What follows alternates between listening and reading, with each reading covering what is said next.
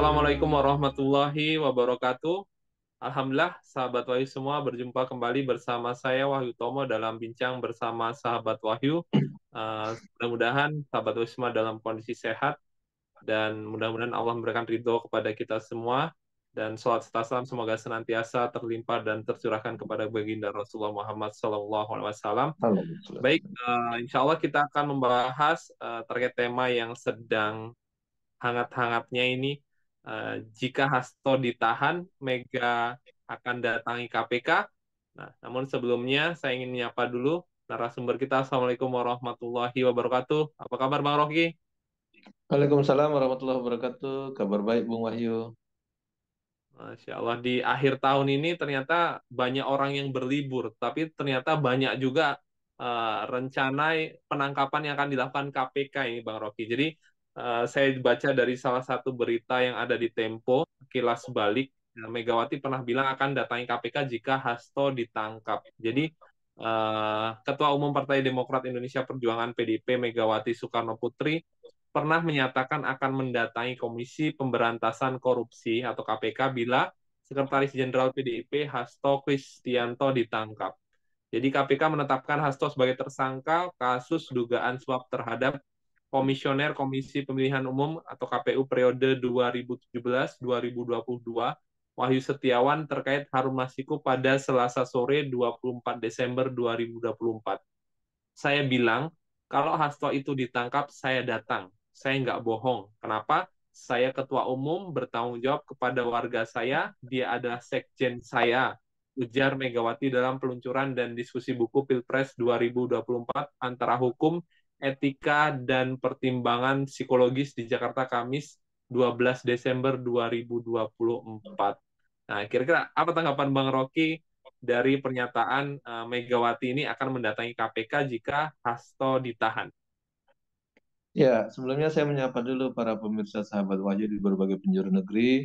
Semoga semua dalam keadaan sehat dan juga mendapat rezeki yang barokah dari Allah Subhanahu wa taala. Dan kalau kita ikuti perkembangan di akhir tahun 2024 ini memang banyak hal yang aneh maupun juga menarik untuk kita komentari gitu. Salah satunya ya ini apa adanya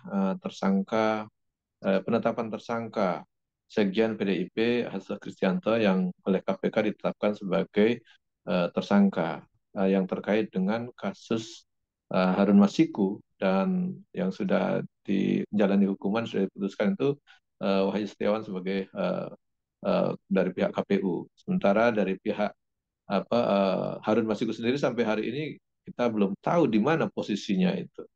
Nah, menarik itu pernyataan Mbak Mega bahwa kalau eh, betul-betul apa sekjennya Hasto itu ditahan KPK, dia akan datangi KPK.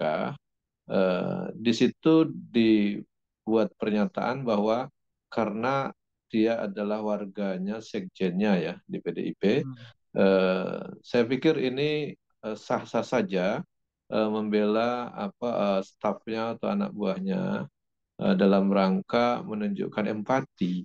Tetapi Hmm. selaku warga negara yang baik, apalagi ketua partai yang memang memberikan contoh yang baik bagi seluruh warga, bukan warga PDIP saja, saya pikir itu jadi kurang tepat karena mestinya mendukung proses hukum secepat-cepatnya, seadil-adilnya, sebaik-baiknya. Saya pikir itu yang harusnya Hmm. dilakukan oleh Mbak Mega. Jadi kalau misalnya siapapun warga negara ini yang sedang menjalani persoalan hukum, saya pikir harus didorong supaya hukum itu ditegakkan seadil-adilnya. Apalagi dia sebagai ketua umum PDIP yang tentu harus memberi contoh kepada warga negara lain, warga negara yang bukan dari PDIP, semua warga negara semuanya kedudukannya sama depan hukum. Nah, kalau ingin membela, saya pikir sah-sah. Tapi dalam kapasitas apa gitu posisinya? Hmm. Nah, mungkin kalau dalam kapasitas intervensi politik bisa, tapi kalau intervensi hukum kan jadi unik karena hukum kok diintervensi. Kalau politik mungkin ya, karena sebagai ketua umum dan partai politik, saya pikir itu bisa saja dalam konteks politis. Tapi dalam konteks penegakan hukum, ya mestinya tidak masuk unsur politiknya di situ. Walaupun orang banyak menyebut bahwa penetapan Hasto ini banyak bernuansa politik, Hmm. entah karena apa dikait-kaitkan ya dengan apa pemecatan Pak Jokowi dan keluarganya itu dari PDIP. Hmm. Saya pikir itu juga terlambat memecatnya karena kalau kalau dia memecatnya bukan karena pretensi politik atau untuk menegakkan administrasi partai ataupun aturan di partai, mestinya ketika melakukan pelanggaran dulu, ketika pilpres itu harusnya sudah bisa dipecat. Kan waktu Hmm. itu apa PDIP mengusung calon eh, Ganjar Mahfud ya. Ya. Sementara eh, kadernya yang waktu itu dibilang petugas partai, Pak Jokowi punya pasangan lain gitu. Yang Hmm. jelas-jelas melawan keputusan keputusan dari PDIP itu sendiri yang mencalonkan Ganjar. Nah itu kalau dari situ saja sudah jelas, misalnya kalau ingin menegakkan aturan partai sudah bisa dipecat saat itu gitu, karena Hmm. menentang ataupun melawan kebijakan partai yang partainya mengusung mengusung capres yang lain, dia malah mengusung capres. Nah, itu bentuk perlawanan dan pengkhianatan terhadap partai. Apalagi dulu sering-sering disebut sebagai petugas partai. Kok berani-beraninya petugas melawan pimpinannya atau atasannya gitu. Ya. Nah, itu sudah bisa dipecat. Tapi kan faktanya tidak dipecat, baru akhir-akhir ini dipecat. Hmm. Nah, lalu orang-orang mengkaitkan, publik mengkaitkan, oh ini apakah karena apa ada kaitannya itu, terus kemudian eh, apa ada tersangka sekjen PDIP. Saya pikir dia mengkaitkan itu terlalu prematur ya, kurang begitu Hmm. apa tepat karena itu juga semestinya penegakan hukum tidak dikaitkan seperti itu. Apalagi kita bisa melihat kan posisi PDIP memecat Pak Jokowi itu kan posisi Pak Jokowi sudah lagi bukan presiden sebagai warga biasa. Ya. Dan tentu kalau dibilang apakah Pak Jokowi cawe-cawe Hmm. terkait penetapan ini, saya pikir juga mau cawe-cawe pakai apa, posisi kekuasaan sudah tidak dimilikinya gitu. Jadi ini menurut saya banyak analis yang butuh diperjelas di situ, faktor-faktor apa saja yang membuat Hasto dijadikan tersangka dan faktor apa yang menyebabkan Mbak Mega punya pernyataan seperti itu, ingin membela dan Hmm. mendatangi KPK, dalam kapasitas apa mendatangi dan untuk apa mendatangi, itu menjadi pertanyaan besar bagi publik. Saya pikir itu, Bung Wahyu. Baik. Pertanyaan berikutnya begini Bang Rocky, apakah memang power Megawati ini masih seperti sebelumnya? Mungkin kan sebelumnya apa ya PDI itu menjadi partai ya apa ya partai terbesar yang ada di pemerintahan gitu kan. Tapi saat ini kan tidak. Apakah memang apa ya apa yang dilakukan Megawati ini juga masih mempunyai power seperti yang sebelumnya atau ini hanya gertakan saja, Bang Rocky? Iya, kalau power tentu sudah berubah jauh ya. Kalau lah Hmm. dulu misalnya ketika PDIP punya kader yang memegang pemimpin pemerintahan dan menjadi kepala negara yang punya kekuatan yang full semua ada di tangannya, dan bahkan tidak dianggap sebagai kader tapi dianggap sebagai petugas, yang artinya kalau petugas itu kan apapun yang diputuskan partai dia nggak akan berani berselisih Hmm. ataupun berbeda gitu. Tapi kalau dulu pernyataan itu masih relevan. Tapi kalau Hmm. sekarang kan sudah tidak lagi seperti dulu. Powernya pasti berubah atau Ya. berkurang. Yang punya kewenangan dan punya kekuasaan di lembaga pemerintahan, terutama eksekutif hari ini, kan sudah bukan lagi kader partainya. Memang mungkin kalau Hmm. dibilang masih ada lah mungkin jaringan-jaringan lama, misalnya orang-orang lama Ya. yang masih punya loyalitas, tetapi itu kan tidak cukup untuk menjadi bergaining politik, memberikan dampak yang besar untuk pengambilan keputusan apalagi mempengaruhi Hmm. hukum. Saya pikir itu sudah tidak sama, Bung Wayu, antara kondisi Ya. hari ini kekinian dengan kondisi ketika eh, masih ada petugas partai sebagai eh, pemimpin pemerintahan maupun pemimpin kepala negara waktu itu. Ya, jadi pengaruhnya sudah sangat berkurang dan itu tentu berdampak juga pada bargaining posisinya, termasuk bargaining politiknya Hmm. terhadap partai-partai lain. Saya pikir itu sudah jauh berkurang sehingga kalau tadi disebutkan apakah hanya sekedar menggertak ataupun mencari bergening posisi, saya pikir disitulah relevansinya. Di sini sedang tes ombak bagaimana respon dari partai-partai lain, apakah memberi dukungan secara politik dengan loyalis yang dulu di pemerintahan, apakah masih merespon dengan positif. Nah, saya pikir itu masih dalam konteks itu. Jadi kita masih menunggu apakah respon dari pihak-pihak yang terkait dengan PDIP bisa memberikan dukungan itu atau tidak gitu. Nah, memang kita tahu begitu Harun Masiku itu ditetapkan tersangka dan bisa lolos dari jerat hukum, bahkan sampai hari ini kita tidak tahu posisinya di mana dan nasibnya seperti apa. Apakah petugas penegak hukum kita tidak secanggih ketika dia menghadapi yang lainnya, atau karena power kekuasaan ada di tangan-tangan kekuasaan itu yang ikut melindungi atau ikut mengamankan, kita tidak tahu itu. Tapi yang pasti sampai hari ini Harun Hmm. Masiku belum muncul ke publik dan belum ditangkap atau ditahan, walaupun sudah sekian lama itu. Bahkan kalau saya sering bercanda itu, mungkin Harun Masiku itu lebih eh, melebihi prestasinya dari Bang Toyib. Kalau Bang Toyib itu kan 2 kali Lebaran, 2 kali puasa tidak pulang-pulang.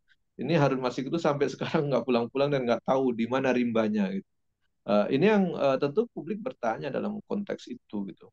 Apakah gitu? Ini juga nanti akan ada pertanyaan berikutnya, Bung Wahyu. Publik akan Ya, mengira-ngira apakah Hasto akan bernasib sama seperti Harun Masiku, misalnya begitu.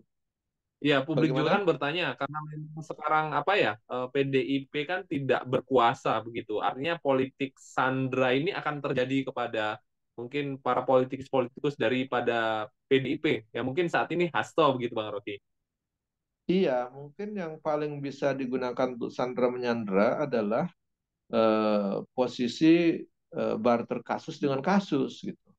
Atau Hmm, istilahnya pingin bongkar-bongkaran atau buka-bukaan gitu. iya, Itu yang mungkin bisa digunakan. Kalau sandra menyandra terkait dengan kekuasaan, saya pikir sudah sangat minim dimiliki oleh PDIP dalam konteks ini, karena sudah tidak sama lagi posisi PDIP yang punya kader di pucuk pimpinan pemerintahan dengan yang tidak punya, itu sudah jauh berbeda. Yang tadi saya sebut mungkin ada loyalis ataupun kader-kader lain yang ada di tubuh pemerintahan atau di tubuh lembaga institusi pemerintahan, tetapi kan tidak memiliki kekuasaan yang besar, kewenangan yang besar untuk bisa menjadi bergening atau misalnya untuk bisa mengamankan kader-kader lain yang sedang bermasalah secara hukum misalnya. Jadi bergening posisinya itu tidak sekuat yang dulu. Nah, makanya tadi kalau saya hmm, bilang, apakah nasibnya akan sama dengan Harun Masiku, kita belum tahu juga. Apakah seperti itu nanti ke depan? Walaupun misalnya jadi tersangka, tetapi bisa tidak tahu posisinya ada di mana, misalnya gitu. Apakah akan seperti itu saja?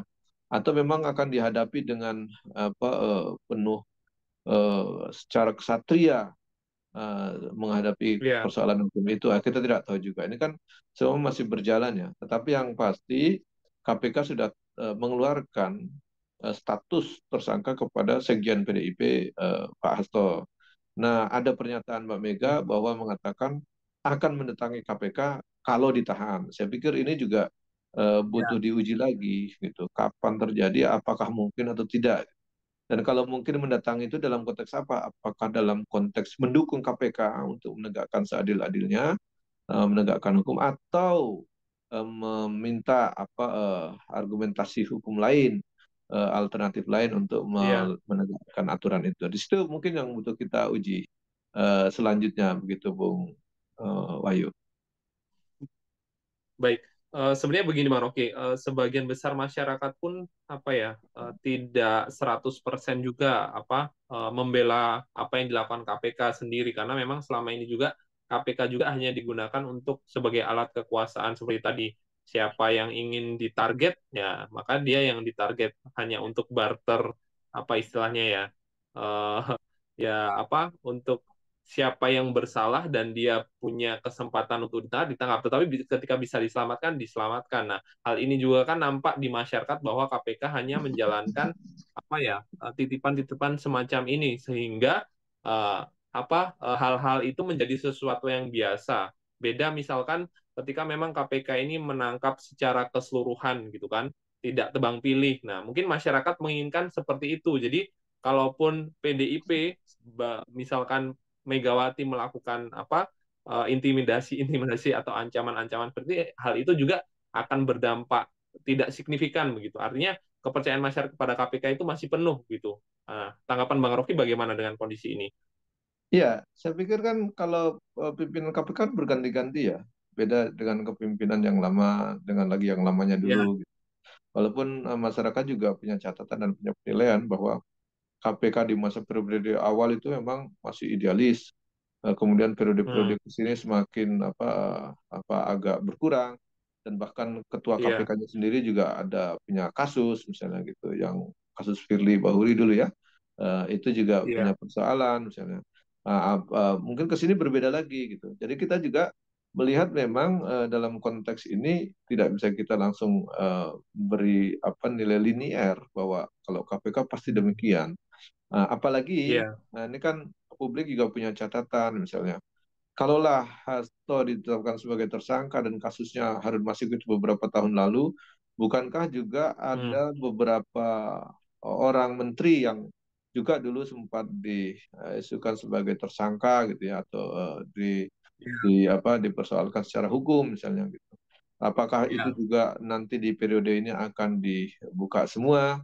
Nah, itu juga masih pertanyaan publik itu pada KPK. Apakah kasus-kasus semua itu bisa diungkap semua, atau hanya memang yang menjadi target-target penegakan hukum tertentu yang mungkin dalam konteks ini secara rasional, secara hukum lebih mudah untuk diurai itu duluan, atau nanti yang belakang-belakang yang agak susah, yang terkait dengan ada kekuasaan di belakangnya yang agak berat dan seterusnya, mungkin jadi iya, agak lambat. Itu bisa saja terjadi pola-pola seperti itu, Bung Aisyu. Tetapi yang pasti, kalau kita lihat hari ini, maka KPK sedang menjalankan tugasnya untuk menegakkan hukum, dan yang sedang dihadapi adalah sekjen sebuah partai yang besar, menang pemilu misalnya itu hmm, kan. Dan ternyata ketua umumnya juga sudah membuat pernyataan akan melakukan pembelaan terhadap warganya.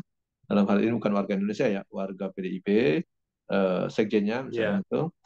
Itu juga jadi catatan publik gitu, sehingga kita bisa memahami bahwa konteks inilah posisi KPK sedang bekerja, tetapi yang dihadapi juga tidak mudah karena terkait dengan kekuasaan atau terkait dengan partai yang sedang memenangkan pemilu dengan suara besar dan politiknya cukup signifikan, walaupun kalau kita bilang tidak ada lagi suasana seperti dulu ketika full power, partai iya, menang pemilu, suaranya banyak, plus kadernya jadi pemimpin pemerintahan yang di tangannya menggenggam berbagai kekuasaan. Saya pikir itu sudah berubah.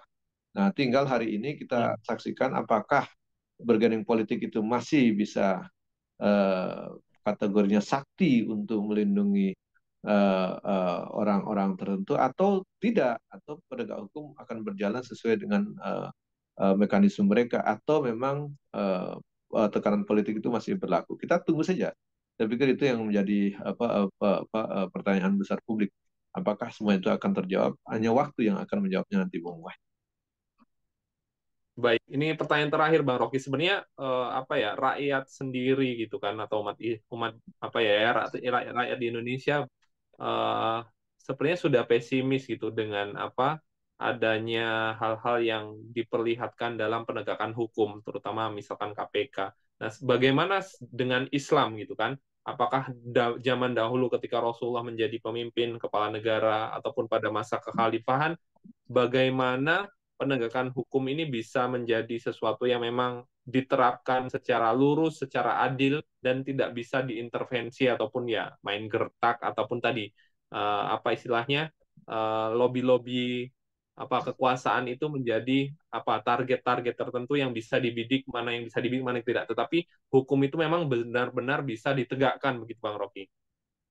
Iya, saya pikir menarik ya untuk kita coba kilas balik di masa pemerintahan dulu, di masa bukan hanya di masa Orde Baru, Orde Lama, para sultan juga para kekhalifahan, bahkan kita coba mengecek kembali bagaimana penegakan hukum di masa kepemimpinan pemerintahan Madinah oleh Nabi Muhammad SAW.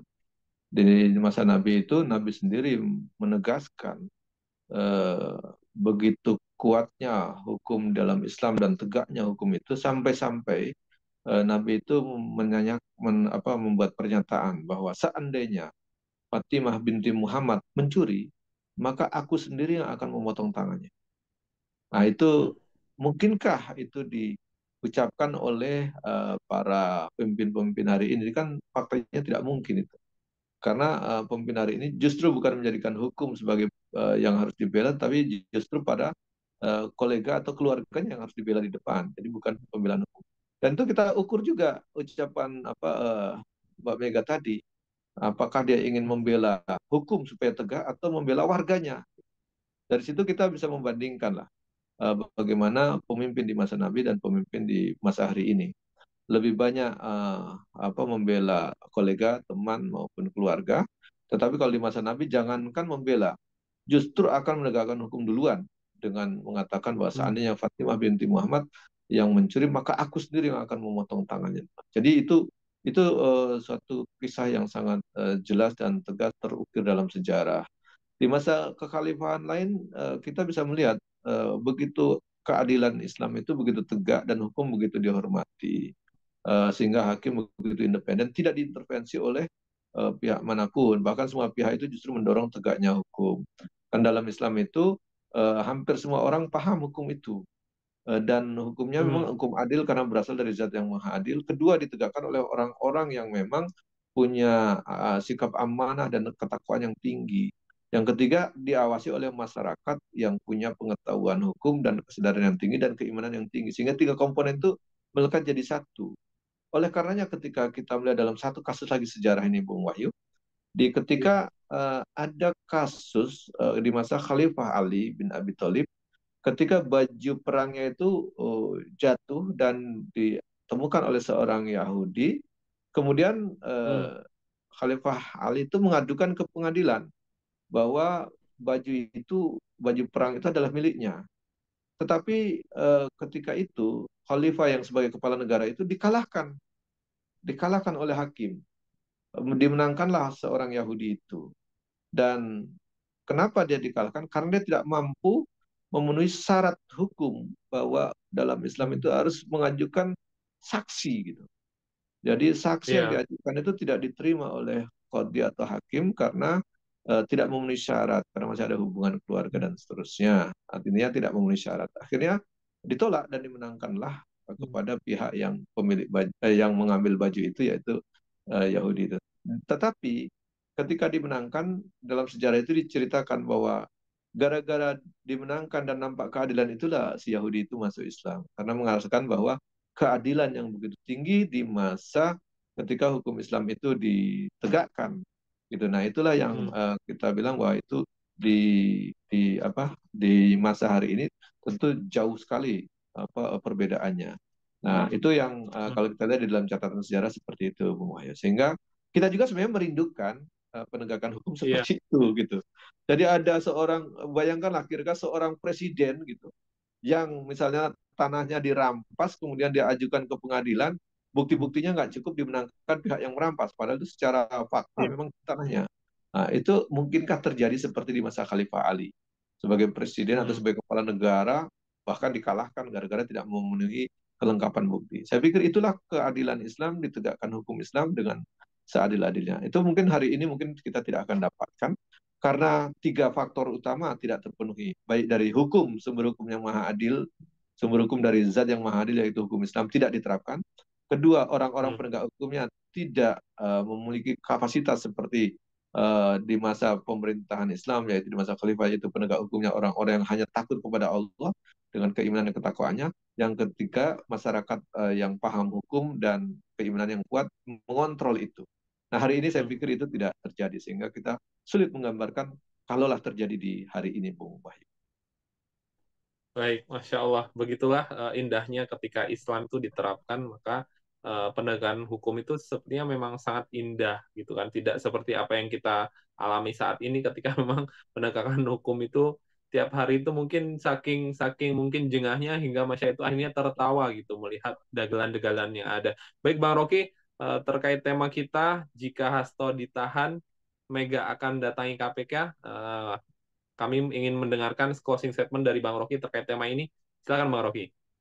Ya, kita berharap bahwa kalaulah ada kasus hukum, mestinya kita dorong hukum ditegakkan seadil-adilnya, walaupun kita juga pesimis hukum itu adil, karena hukumnya Hmm. buatan manusia dan hukumnya juga jelas banyak kepentingan dan juga sangat lentur, bisa diganti-ganti. Kita tahu beberapa undang-undang bisa diubah dan diganti. Sehingga walaupunlah secara sistem hukumnya itu secara keadilan sulit kita harapkan, karena bukan bersumber dari zat yang maha adil, tetapi itulah yang kita punya hari ini. Kita dorong supaya keadilan itu bisa tegak walaupun kita tidak bisa berharap banyak. Kedua, aparatnya. Kita dorong supaya aparatnya itu hanya takut kepada Allah, sehingga dia tidak takut kepada siapapun dalam menegakkan keadilan. Saya pikir itu juga kita harus dorong. Yang ketiga, masyarakat kita harus didik supaya paham hukum, paham aturan mana yang adil, mana yang tidak, mana yang zalim, dan kita didik supaya masyarakat itu punya keinginan untuk menerapkan hukum yang adil, sistem hukum yang adil, dan memilih perangkat penegak hukum yang amanah, yang punya ketakwaan tinggi. Dan yang ketiga, masyarakatnya punya keimanan dan ketakwaan yang tinggi pula untuk mengawasi bagaimana berjalannya proses hukum dan keadilan di suatu negeri. Saya pikir itu yang kita lakukan hari ini, untuk dengan istilah edukasi kepada publik, atau bahasa agamanya dakwah kepada mereka agar mereka paham hukum yang adil, sistem yang adil, kriteria pemimpin-pemimpin yang adil, dan juga masyarakat yang adil harus berperan seperti apa. Saya pikir itu, Bung Wahyu. Baik, Masya Allah. Baik, sahabat Wahyu, kita sudah dengarkan bersama perbincangan saya dengan Bang Rocky terkait jika Hasto ditahan, Mega akan datangi KPK. Silakan apabila sahabat Wahyu mempunyai komentar ataupun pendapat terkait tema ini, bisa ditulis di kolom komentar. Dan sekali lagi kami ucapkan terima kasih banyak jazakallahu khair kepada Bang Rocky atas waktunya. Dan kepada sahabat Wahyu semua, saya ucapkan terima kasih yang sudah senantiasa setia menunggu podcast-podcast atau tayangan dari kami. Saya Wahyu Tomo undur diri. Sampai bertemu di tema selanjutnya. Assalamualaikum warahmatullahi wabarakatuh. Waalaikumsalam.